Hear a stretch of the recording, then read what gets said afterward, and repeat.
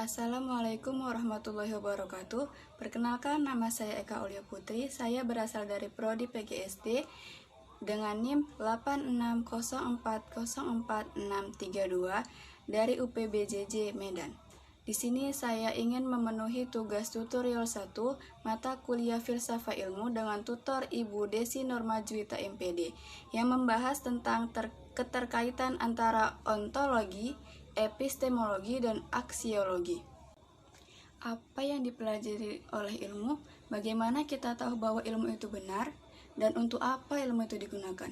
Untuk itu, filsafat ilmu menjawab semua pertanyaan tersebut melalui 3 pilar, yaitu ontologi, epistemologi, dan aksiologi. Yang pertama, ontologi. Ontologi adalah cabang filsafat yang membahas tentang hakikat sesuatu yang dikaji oleh ilmu. Sederhananya, ontologi menjawab pertanyaan apa yang sebenarnya dipelajari oleh ilmu. Ontologi juga membahas apakah sesuatu itu benar-benar ada dan bagaimana sifatnya.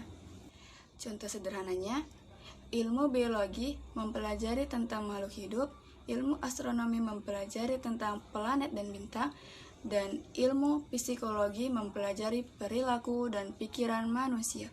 Berarti, setiap ilmu memiliki objek kajiannya yang berbeda-beda. Penjelasan sederhananya, kalau seorang dokter meneliti tubuh manusia, maka tubuh manusia tersebut menjadi objek kajiannya. Kalau seorang guru mempelajari cara anak belajar, maka proses belajar anak tersebut menjadi kajiannya. Untuk itu, ontologi fokus pada apa yang diteliti, apa yang dianggap nyata, dan apa yang menjadi objek kajiannya.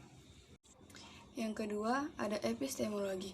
Epistemologi membahas tentang cara memperoleh pengetahuan dan bagaimana membuktikan bahwa pengetahuan itu benar. Sederhananya, epistemologi menjawab pertanyaan bagaimana cara kita mendapatkan ilmu. Dalam ilmu pengetahuan, seseorang tidak boleh asal menyimpulkan, harus ada metode atau langkah yang jelas. Untuk memperoleh ilmu, ada banyak cara yang dapat dilakukan. Yang pertama, melakukan proses observasi atau mengamati. Yang kedua, melakukan penelitian. Yang ketiga, eksperimen. Yang keempat, membaca data dan fakta. Yang kelima, berpikir logis. Contoh sederhananya, seorang ilmuwan ingin mengetahui apakah tanaman tumbuh lebih cepat jika diberi pupuk. Langkah yang dapat dia lakukan adalah, yang pertama, dia menanam tanaman. Lalu yang kedua, dia memberi pupuk pada sebagian tanaman. Yang ketiga, mengamati pertumbuhannya. Yang keempat, membandingkan hasilnya. Membandingkan hasil dari tanaman yang diberikan pupuk dengan yang tidak diberikan pupuk. Dan yang kelima, menarik kesimpulan. Epistemologi membantu menentukan cara memperoleh ilmu, metode penelitian, dan cara menguji kebenaran ilmu. Yang ketiga ada aksiologi. Aksiologi membahas tentang nilai, manfaat, dan etika penggunaan ilmu pengetahuan. Sederhananya, epistemologi menjawab pertanyaan untuk apa ilmu digunakan. Ilmu pengetahuan sebenarnya digunakan untuk hal-hal yang baik dan bermanfaat bagi manusia. Contoh sederhananya, teknologi internet membantu berkomunikasi, ilmu kedokteran membantu menyembuhkan penyakit, ilmu pendidikan membantu mencerdaskan anak bangsa. Tetapi, ilmu juga bisa disalahgunakan. Contohnya, teknologi digunakan untuk penipuan. Ilmu kimia digunakan untuk membuat hal-hal yang berbahaya. Karena itu, ilmu harus disertai tanggung jawab dan etika.